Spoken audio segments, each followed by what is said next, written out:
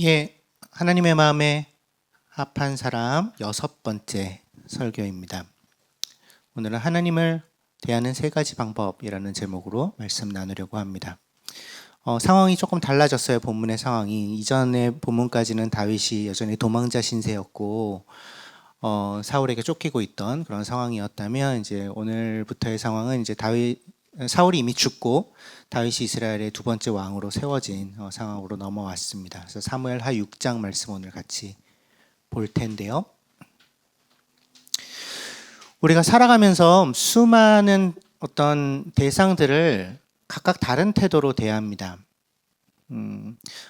제가 몇 주 전에 그 송아 동생 시아 보고 왔거든요.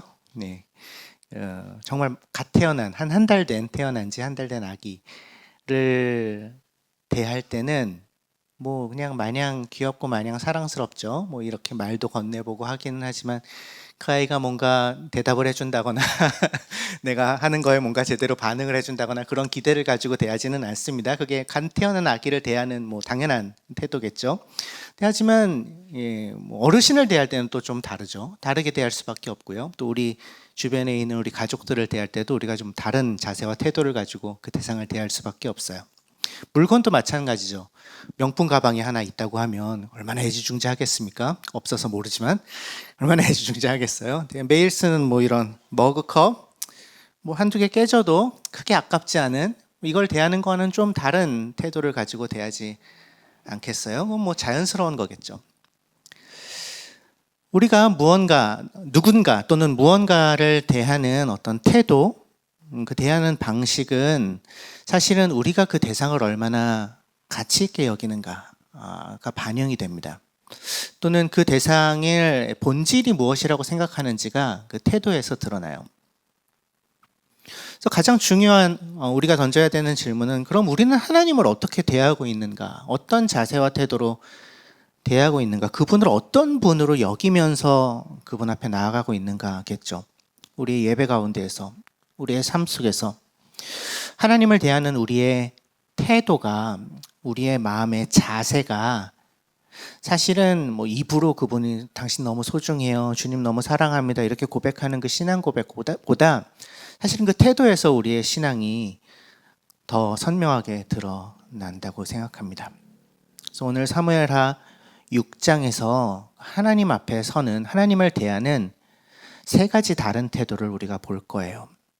언약궤가 다윗성으로 들어오는 이 사건을 통해서 그 사건 속에 하나님을 각각 다른 모습으로 대하는, 태도로 대하는 3사람, 웃사, 미갈, 다윗의 모습을 통해서 우리의 모습을 좀 더 돌아보려고 합니다. 말씀 먼저 같이 읽을까요? 사무엘하 6장 1절부터 22절 상반절까지 중간중간 생략되어 있지만 같이 읽도록 하겠습니다. 시작. 다윗이 다시 이스라엘에서 정병 3만 명을 징집하여서 그들을 모두 이끌고 유다의 바알라로 올라갔다. 거기에서 하나님의 궤를 옮겨올 생각이었다. 그 궤는 그룹들 위에 앉아 계신 만군의 주의 이름으로 부르는 궤였다. 그들이 언덕 위에 있는 아비나답의 집에서 하나님의 궤를 꺼내서 새 수레에 싣고 나올 때에 아비나답의 2 아들 웃사와 아효가 그 새 수레를 몰았다. 그들이 산에 있는 아비나답의 집에서 하나님의 궤를 싣고 나올 때에 아효는 궤 앞에서 걸었고 다윗과 이스라엘의 모든 가문은 온 힘을 다하여서 잣나무로 만든 온갖 악기와 수금과 검은고를 타며 소구와 꽹과리와 신번지를 치면서 주 앞에서 기뻐하였다. 그들이 나곤의 타작마당에 이르렀을 때에 소들이 뛰어서 궤가 떨어지려고 하였으므로 웃사가 하나님의 궤로 손을 내밀어 궤를 꼭 붙들었는데 주 하나님이 웃사에게 진노하셔서 거기에서 그를 치시니 그가 거기 하나님의 궤 곁에서 죽었다. 주께서 그렇게 급격히 웃사를 벌하셨으므로 다윗이 화를 내었다. 그래서 그곳 이름을 오늘날까지 베레스 웃사라고 한다. 그날 다윗은 이 일 때문에 주님이 무서워서 이래서야 내가 어떻게 주의 궤를 내가 있는 곳으로 옮길 수 있겠는가 하였다. 그래서 다윗은 주의 궤를 다윗성으로 옮기지 않고 가드 사람 오베데돔의 집으로 실어가게 하였다. 누군가가 오베데돔의 집에 하나님의 궤를 보관하였기 때문에 주님께서 오베데돔의 집과 그에게 딸린 모든 것에 복을 내려 주셨다는 소식을 다윗 왕에게 전하였다. 그리하여 다윗은 기쁜 마음으로 가서 하나님의 궤를 오베데돔의 집에서 다윗성으로 가지고 올라왔다. 궤를 옮길 때에 그는 큰 축제를 벌였다. 다윗은 주의 궤를 맨 사람들이 6걸음을 옮겼을 때에 행렬을 멈추게 하고 소와 살찐 양을 제물로 잡아서 바쳤다.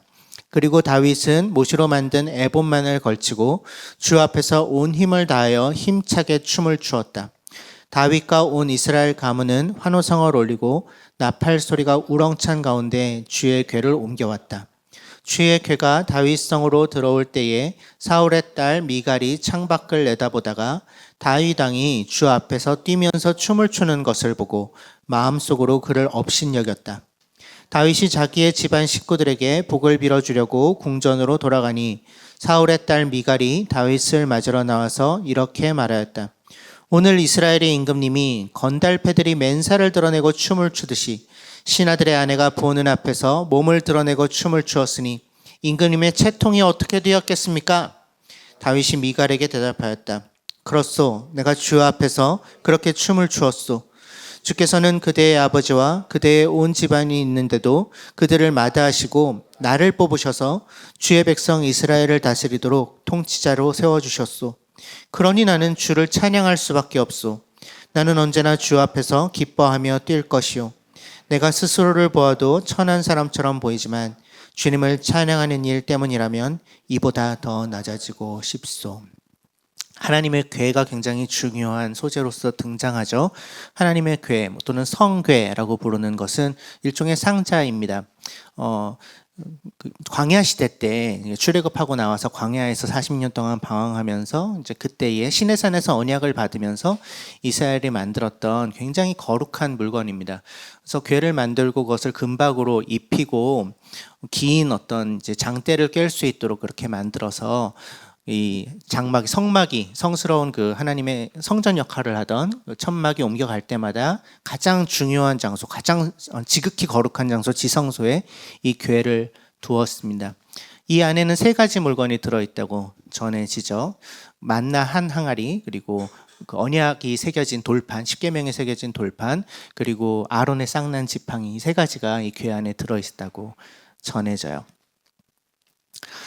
근데 이전에 이스라엘은 사무엘상 이제 앞부분에 나타나는데요. 블레셋과의 전투에서 이 궤를 짊어지고 전쟁에 나섭니다. 그 궤를 들고 가면 하나님이 전쟁을 이기게 해주실 것이다 라고 믿으면서, 하지만 처참하게 패배하고요. 궤를 빼앗겨요. 그래서 우여곡절을 거쳐서 다시 이제 되찾아온 이야기가 사무엘상 6장에 5장 6장 이렇게 기록되어 있는데요. 그래서 그때 블레셋에서 그 궤를 찾아와서 이제 오베데돔이라는 이제 아비나답이라는 사람의 집에 그 궤를 이제 두고 있었습니다. 사울이 왕이 되고 한참 시간이 지났음에도 계속 이 아비나답이라는 사람의 집에 그 궤는 계속 머물러 있었어요. 그래서 다윗이 2대 왕위에 오르고 나서, 다윗은 정능성 시비가 있을 수밖에 없잖아요. 선대왕의 자손이 아니니까. 그래서 처음에는 남유다, 자신의 그 지파인 남유다의 왕으로 옹립이 되었고, 그 다음에 시간이 좀 지나고 나서 이제 전체 이스라엘을 다스린 왕이 되면서 그 중간 지역인 예루살렘이라는 곳을 수도로 삼습니다. 그래서 거기에 성전을 짓고 그곳에 하나님의 궤를 옮겨가려고 지금 하고 있는 것이죠. 이제 그런 상황에서 우리가 들여다볼 첫 번째 인물은 우사입니다. 다윗의 하나님의 궤를 예루살렘으로 옮기고자 했었던 그 동기는 선하고 순수했습니다. 그래서 성의를 다해서 그 궤를 옮겨오고 싶어 했어요. 하나님을 예배하는 민족으로서 그 백성들의 정체성을 다시 새롭게 하려는 것이 다윗의 아마 의도였을 것입니다. 많은 사람들을 동원합니다. 3만 명을 동원했고 새 수레를 만들고 잔치와 축제 분위기 속에서 이 거룩한 프로젝트를 다윗은 진행합니다. 그런데 그렇게 선한 의도를 가지고 갖출 것 다 갖추고 이 일을 진행하는데 중간에 치명적인 사고가 벌어져요. 우사가 수레가 흔들려서 궤가 떨어지려고 하니까 궤를 손을 대어 붙잡았다가 그 자리에서 죽어버립니다. 사실은 하나님의 궤를 옮기는 방법은 율법에 굉장히 상세하게 정해져 있습니다. 레위 지파 중에서도 고핫 자손에 속한 사람들이 이 긴 장대로 그 궤를 꿰어서 어깨에 매어 옮겨야 된다는 것이 정해져 있고요. 그 궤를 옮기는 모든 절차들이 율법에 따라서 정해진 대로 지켜져야만 한다고 이제 민수기 4장에 기록이 되어 있습니다. 여기에 이제 제가 써놨죠. 진을 이동할 때는 아론과 그의 아들들이 안으로 들어가서 칸막이 휘장을 걷어내려 증거기를 덮고 그 위에 돌고 가죽 덮개를 덮고 순천색 보자기를 덮은 다음에 채를 깨고 그렇게 쌓아놓으면 고핫 자손이 와서 그것을 둘러매고 가고 그리고 이때 거룩한 물건들이 그들의 몸에 닿았다가는 죽는다. 이처럼 회막에 거룩한 물건을 옮기는 일은 고핫 자손이 맡는다. 민수기 4장에 명시되어 있어요.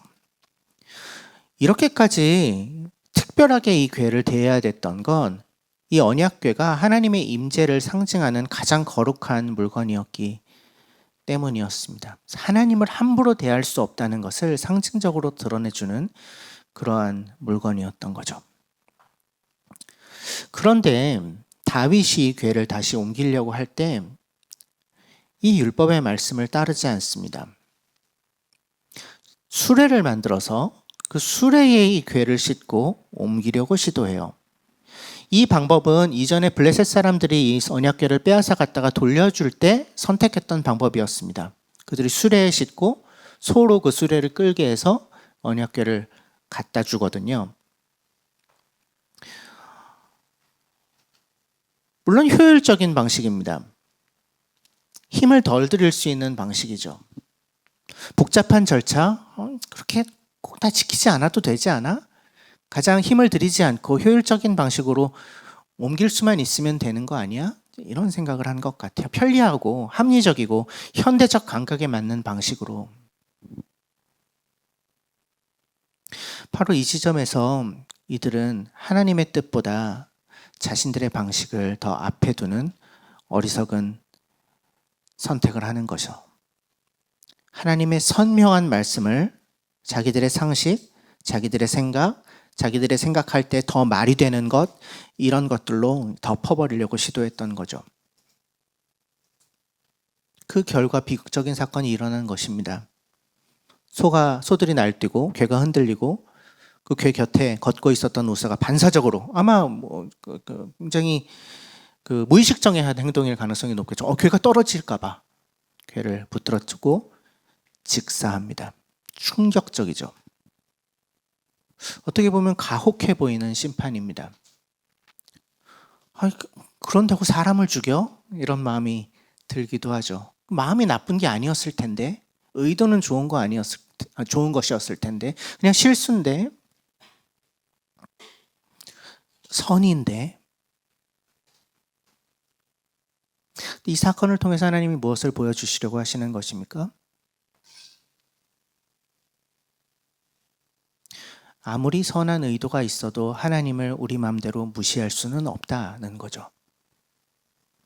하나님은 거룩한 분이시고 세상의 그 어떤 존재와도 다른 분이시며 그분의 그 거룩하심은 우리가 우리의 상식으로 우리의 재량껏 우리 마음대로 다룰 수 있는 종류의 것이 아닙니다. 우사의 행동은 그냥 단순히 이렇게 큰일 나면 안 되니까 도움을 주려고 뭐 이런 것이 아니고요.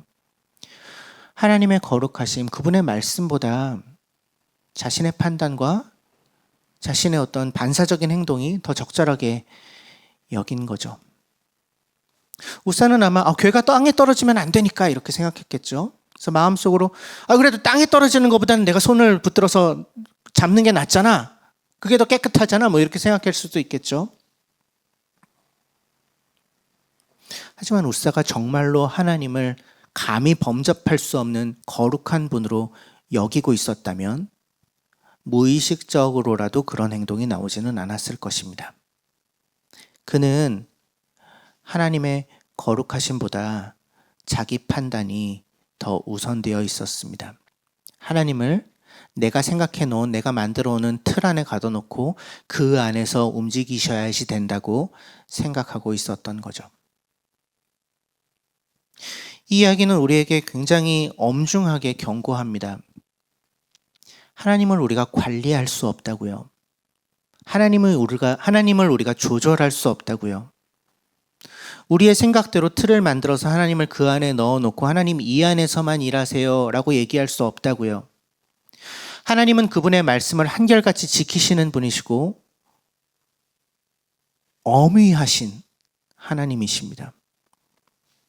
그분은 우리의 감정이나 우리의 목적이나 우리의 의도가 선하고 안 선하고 그런 것에 따라서 움직이시는 분이 아닙니다. 우리가 이 말씀은 조금 과한 것 같아. 이 부분은 지금 시대에 좀 안 맞지 않아? 이 정도는 하나님도 이해해 주시겠지. 내 상황 다 아시니까. 이렇게 생각하면서 그분의 말씀을 축소하려고 하는 모든 시도 앞에 그분의 모습 그대로 그냥 단호하게 서 계신 분입니다. 그렇기 때문에 그분의 말씀은 우리가 마음대로 내 입에 맞는 것만 먹고 안 맞는 것은 먹지 않는 뷔페처럼 대할 수 있는 것이 아닙니다. 내 귀에 들리기는 좋은 말씀, 내 마음이 편안하게 만들어주는 말씀만 골라서 받아들이고 내 마음을 찌르고 불편하게 만드는 때로는 화가 나게까지 하는 그런 말씀을 거절하겠다라고 할 수가 없습니다. 만약 그렇게 하고 있다면 지금 내가 하나님을 관리하려고 드는 것입니다. 하나님을 조절하려고 하는 것입니다. 나의 생각과 나의 판단과 내가 생각할 때 효율적인 방식 안으로 하나님을 가두려고 드는 것입니다. 하나님의 말씀은 그것이 어떤 말씀이든 모두 거룩합니다. 그 안에 진정한 생명이 있습니다. 그렇기 때문에 우리가 그 말씀 앞에 섰을 때 보일 수 있는 유일하게 합당한 반응은 순종하는 것뿐입니다. 오직 그때에만 하나님이 주시는 참된 생명에 참여할 수 있습니다. 그래서 웃사가 죽은 건 하나님이 냉정하거나 무자비하신 분이시기 때문이 아니라 하나님이 우리 얼마나 거룩한 분이신지를 이 다윗 시대에 그리고 우리에게도 각인시켜 주시기 위한, 새겨 주시기 위한 엄중한 경고였습니다. 하나님은 당신의 백성들이라고 스스로를 여기고 있는 사람들이 하나님의 이름을 가볍게 여기고 그분을 감히 관리하려고 들지 않기를, 그래서 그분의 말씀을 가감하지 않고 있는 그대로 존중하고 순종하기를 원하십니다. 여러분은 지금 하나님을 어떻게 대하고 계십니까? 그분의 말씀 앞에 어떻게 반응하고 계신가요? 웃사처럼 혹시 반응하고 있지는 않습니까?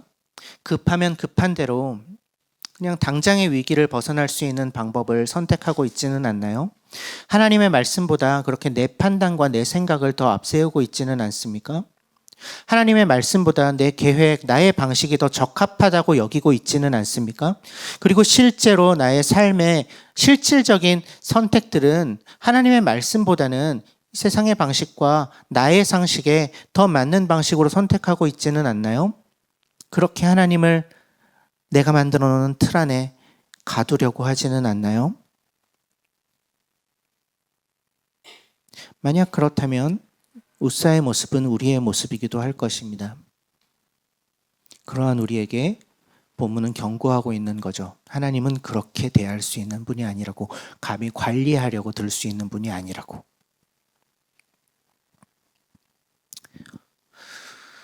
두 번째 인물은 미갈입니다. 다윗의 웃사의 죽음을 겪고 매우 당황합니다. 화를 냈다라고 이제 얘기하는데, 그러니까 하나님이 결코 가볍게 다룰 수 없는 분이구나, 거룩한 분이구나, 그분 너무 두렵구나. 그래서 내가 감히 못 옮기겠다. 이제 이렇게 마음을 먹어요. 그래서 오베데돔이라는 사람의 집에 잠시 그 죄를 둡니다. 3달 정도 지나고 나서 이제 사람들이 와서 이 오베데돔의 집이 큰 복을 받았다. 괴가 거기에 머물러 있었기 때문에 하나님의 임재를 상징하는 괴니까 이렇게 이제 말을 전하자 다윗은 이제 다시 그 괴를 옮겨오기로 합니다. 이번에는 연구를 많이 했던 것 같아요. 율법에서 정한 대로 레위인들이 어깨에 매는 방식으로 언약궤를 다시 옮기기 시작해요. 그리고 율법에 나와 있지 않은 정성을 더 드립니다. 6걸음 걷고 제사 1번 드리고, 6걸음 걷고 제사 1번 드리고, 정성을 정말 다해서 굉장히 조심스럽게 율법이 정한 바를 기준보다 훨씬 더 엄격하게 지키면서 천천히 대단히 비효율적인 방식으로 언약궤로 옮겨갑니다. 그 비효율성 안에 다윗의 경외함이 담겨 있었던 거죠. 하지만 그 마음에는 두려움만 있지는 않았던 것 같아요. 하나님의 임재의 상징인 이 언약궤가 다시 그분의 백성들의 공동체와 같이 하신다는 것에 대한 기쁨과 환희를 다윗은 마음껏 드러내죠. 자신의 어떤 왕으로서의 권위나 체면이나 이런 걸 다 내버려 놓고 왕의 위엄을 상징하는 화려한 겉옷도 벗어 던지고 제사장들이 입던 속옷인 아주 단순한 옷인 에봇, 통으로 되어 있는 옷인데 배 에봇만 입고 다 하나님 앞에서 한 명의 예배자로서 다윗은 춤을 춥니다. 이게 그의 신앙 고백이었던 거죠. 그래서 온 힘을 다해서 춤을 췄다 14절, 기뻐 뛰며 춤을 췄다 16절 이렇게 기록하고 있습니다. 근데 다윗의 아내 미갈, 사울의 딸이기도 하죠. 다윗의 아내 미갈이 그 모습을 창밖으로 지켜봅니다. 그리고 16절, 미갈이 어떤 반응을 보였다라고 하죠. 다윗이 그렇게 춤을 추는 것을 보고 마음속으로 그를 업신여겼다고 하고 20절에 가면 다윗에게 직접 비난을 퍼붓습니다. 임금님께서 오늘 건달패들처럼 맨살 드러내놓고 춤을 추는 것처럼 신하들의 아내가 보는 앞에서 몸을 드러내고 춤을 추셨으니, 그러니까 배 에봇 옷이 통옷이기 때문에 이렇게 이렇게 살이 좀 보였었나 봐요. 임금님의 채통이 도대체 어떻게 됩니까? 이렇게 남편을 비난합니다. 이렇게 남들 보기에 남사스러운 짓을 해요. 이렇게 그냥 부부싸움 하는 그 정도의 얘기가 아닙니다. 미갈의 이 말에는 미갈이 자기 자신을 어떻게 생각하고 규정하고 있는지, 또 그가 하나님을 어떻게 여기고 있는지가 드러나요. 미갈은 사울의 딸입니다. 선대왕, 그러니까 공주입니다. 지금은 2대 왕인 다윗의 왕비입니다. 다윗 왕궁에서 가장 왕족다운 사람을 한 명 찾는다면 아마 이 미갈이었을 것입니다. 그래서 왕궁의 질서, 왕궁의 규칙, 왕궁의 위엄, 외적으로 드러내주는 어떤 왕으로서의 품위, 왕족의 품위, 이런 것이 아주 중요한 가치였을 거예요. 그리고 이 장면에서 이 미갈이 하나님을 어떻게 생각하고 있는지, 예배를 어떻게 생각하고 있는지도 드러나요. 미갈의 말에서 볼 수 있는 건 무엇입니까? 하나님께 드리는 예배도 왕다운 어떤 위엄과 경건한 모양을 보여주는 자리여야만 한다라는 것입니다. 예배 속에서도 왕의 채통, 왕비의 위신, 어떤 사회적 지위에 걸받는 모습을 보여주는 것, 이런 이미지를 지켜내는 것, 이런 게 중요하다는 마음이 엿보이죠. 그러니까 다윗의 춤을 비난하는 거죠. 당신의 채통이 땅에 떨어졌어요. 미갈이 예배를 어떻게 여기고 있는 거예요? 자기의 이미지 관리를 위한 수단으로 여기고 있는 거예요. 미갈은 하나님을 액세서리처럼 여깁니다. 자신을 더 돋보여주게 만들어주는. 웃사랑은 조금 다른 방식이죠.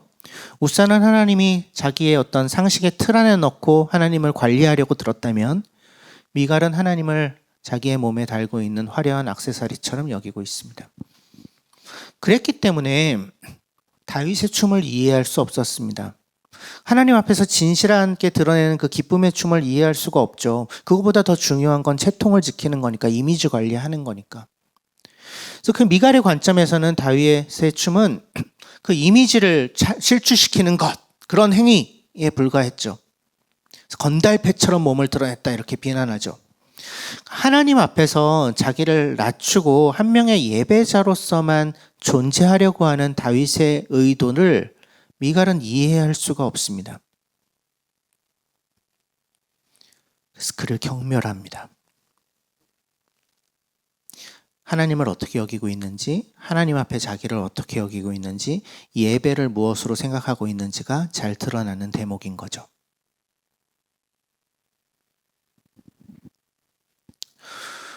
오늘날 우리가 드리는 예배, 우리의 신앙생활에도 이 미갈의 태도가 드러날 수가 있습니다.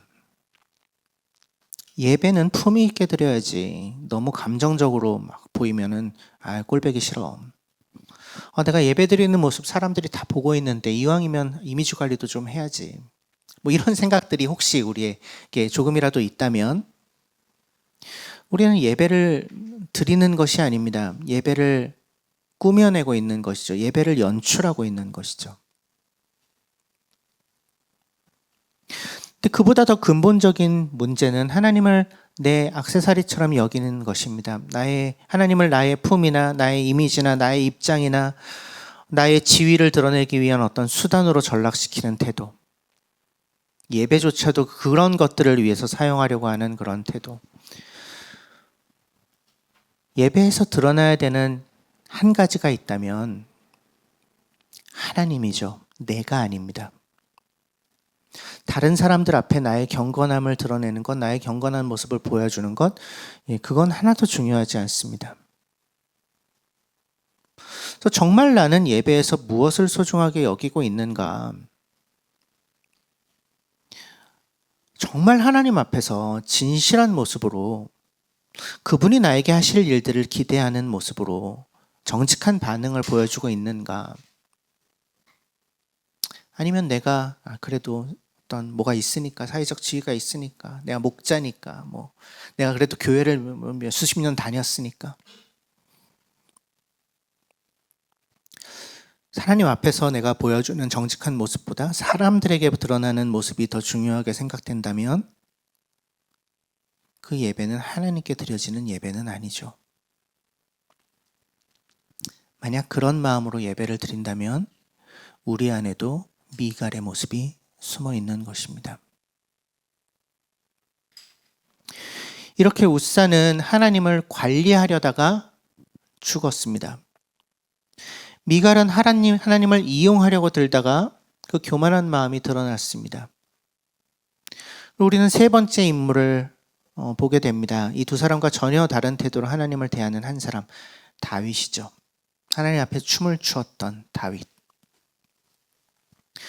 다윗이 춤으로 드린 예배는 예배가 갖춰야 될 두 가지 핵심 요소를 잘 담고 있습니다. 경외함과 기쁨입니다. 참된 예배에는 경외함이 있습니다. 하나님을 두려워하는 마음이죠. 하나님을 존중하는 마음이죠. 웃사의 죽음을 통해서 하나님의 그 지엄하신 거룩함을 다윗이 깨닫고 두려워할 줄 알았습니다. 하지만 동시에 그의 예배에는 하나님을 두려워만 하는 것이 아니라 그분을 기뻐하는 마음도 있었습니다. 그 위대하신 하나님이, 그 거룩하신 하나님이 나에게 관심이 있으시고 나의 인생을 이끌어 가신다라는 은혜에 다윗은 압도되어서 주체할 수 없는 기쁨을 터뜨립니다. 예배는 마치 콘서트나 아니면 야구장 가서 뭔가 이렇게 승리를 만끽하는 기쁨을 느끼는 이런 감정을 분출하는 그러한 장이 아닙니다. 우리가 예배에서 경험하는 기쁨은 하나님을 만날 때에 터져 나올 수밖에 없는 우리의 존재 깊은 곳으로부터 드러날 수밖에 없는 그러한 종류의 감정입니다. 거룩하신 하나님이 지금 이 자리에 계시다는 것을 정말로 믿는다면 그분의 그 거룩하심 앞에, 그 어미하심 앞에 우리는 두려워 떨 수밖에 없고, 하지만 그 거룩하신 하나님이 큰 자비와 사랑으로 우리를 품어 안으신다는 것을 정말로 안다면 그분 앞에 기뻐 뛰놀 수밖에 없습니다. 그래서 이 두 가지, 경외함과 기쁨이 함께 담길 때 우리의 예배가 살아있는 예배가 되는 거죠. 이런 참된 예배의 대상은, 그 예배를 지켜보는 유일한 관객은 하나님 한 분이십니다. 미갈의 냉소적인 그 비난 앞에서 다윗이 이렇게 얘기하죠. 그렇소, 내가 주님 앞에서 춤을 추었소. 근데 그분이 나에게 은혜를 주셔서 나를 이스라엘 지도자로 삼아주셨으니 내가 주님을 찬양하는 것은 당연한 일이요. 나는 언제나 주님 앞에서 기뻐하며 뛸 것이요. 내가 스스로를 보아도 천한 사람처럼 보이지만 주님을 찬양하는 일 때문이라면 이보다 더 낮아지고 싶소. 이보다 더 천한 사람처럼 보이는 건 나는 상관없어. 이런 얘기죠. 그렇소. 내가 주님 앞에서 춤을 추었소. 이 짧은 고백 안에 사실은 다윗의 마음이 다 담겨 있죠. 내가 주님 앞에서 춤을 추었소. 다윗의 춤은 사람들에게 보여주기 위한 공연이 아니었습니다. 와, 내가 이렇게 정치적 영향력을 발휘해서 종교적 신실함을 발휘해서 하나님의 궤를 예루살렘으로 모셔드리고 있다. 봐라. 이게 아니었던 거죠. 그의 그 춤으로 드린 예배의 관객은 미갈도 아니었고요. 신하들도 아니었고요. 백성들도 아니었고요. 오직 하나님 한 분이셨죠. 그러니까 그는 사람들의 시선, 사람들의 평가를 신경도 쓰지 않았던 것입니다. 내가 이보다 더 낮아져도 좋다. 더 천하게 보여주고 싶다. 이런 고백은 자신의 그런 가치, 자신의 정체성, 또 자신의 체면, 이런 것들을 다른 사람들의 시선이 아니라 오직 나를 지금도 지켜보고 계시는 하나님의 시선 앞에 두겠다. 라고 마음먹은 자들만 할 수 있는 선포죠. 나 더 낮아지고 싶다. 우리의 예배가 미갈이 그랬던 것처럼 사람들을 의식할 때 그 예배는 변질될 수밖에 없지만 다윗이 그런 것처럼 오직 하나님만을 유일한 관객, 유일하게 이 예배를 받으시는 분으로 여길 때 다윗처럼 자유롭게 기뻐하며 춤출 수 있는 거죠. 다윗은 하나님을 관리하려고 들지 않았고요. 그분을 이용해서 자신의 채통과 왕권을 강화하려고 하지도 않았습니다. 다윗은 그저 하나님을 하나님으로 대했습니다. 그분의 말씀 앞에 엎드렸습니다. 그분의 임재 앞에 춤을 추었습니다. 그렇게 하나님 앞에서만 오직 그 하나님만 바라보는 춤의 예배를 드린 거죠. 다윗이 하나님의 마음에 합한 사람이다라는 평가를 받은 것은 여러 번 얘기하지만 그가 완벽한 삶을 살았기 때문이 아닙니다. 그의 마음의 중심이 하나님을 향해 있었기 때문이고요. 그것이 이 장면에서 그가 춤으로 드리는 예배를 통해 드러나는 것이죠. 그래서 언약궤를 예루살렘으로 옮겨온 오늘의 그 이야기 속에서 우리 하나님을 대하는 전혀 다른 세 개의 태도를 보았습니다. 하나님을 관리하려고 했었던, 자기의 틀 안에 넣어서 관리하려고 들었던 웃사, 하나님을 액세서리처럼 달고 이용하려고 했던 미갈, 그리고 하나님을 경외하며 그분 앞에서 기뻐하는 예배를 드린 다윗. 이제 우리가 우리 자신에게 질문을 던져야 될 차례일 것입니다. 나의 예배 속에서, 나의 일상생활 속에서 나는 하나님을 어떤 분으로 대하고 있는가? 그분을 어떻게 대하고 있는가? 그분을 내가 만들어 놓은 틀 안으로 가둬놓고 그 안에서만 일해야 된다고 하나님조차도 강요하려고 드는, 하나님을 통제하고 관리하려고 드는 웃사의 모습이 있지는 않은가? 또는 하나님을 내가 무언가 더 유리해지기 위해, 어떤 이미지 관리를 위해, 사회적 지위를 위해 이용하려고 드는 하나님을 액세서리 취급하는 미갈의 모습이 있지는 않은가? 간절히 소망하기는 이 자리에서 함께 예배드리는 우리 모두가 다윗의 마음을 품기를 원해요. 우리의 예배와 우리의 삶이 한 분 관객이신 하나님 앞에서 온전해지기를 간절히 소망합니다. 그분의 거룩하심을 두려워할 줄 아는 마음과 그분의 한없는 자비하심에 기뻐 뛰어 춤추는 순수한 기쁨이, 그 어린아이 같은 마음이 우리의 삶 속에서 예배로서 그분 앞에 드려질 수 있게 되기를 간절히 소망해요. 이 예배가 주일날 한 번 이곳에서 드려지는 예배에서만 머무르는 것이 아니라 우리의 일터와 우리의 가정과 우리가 일상 속에서 하나님을 만나는 우리의 기도 골방과 또 거리와 그렇게 우리의 삶의 현장 속에도 이런 예배가 흘러갈 수 있게 되기를 간절히 소망합니다. 그래서 우리가 하는 모든 선택들, 우리가 사람들에게 건네는 모든 말, 우리가 사람들과 함께 살아가면서 드러나는 모든 행동, 그 속에 거룩하신 하나님 앞에 서 있는, 동시에 그 하나님을 기뻐하는 예배자의 모습이 묻어날 수 있었으면 좋겠습니다. 그래서 이번 한 주 우리의 삶이 하나님을 하나님으로서 온전히 대접하는 다윗과 같은 참된 예배의 삶이 되기를 간절히 소망합니다. 잠시 침묵하겠습니다.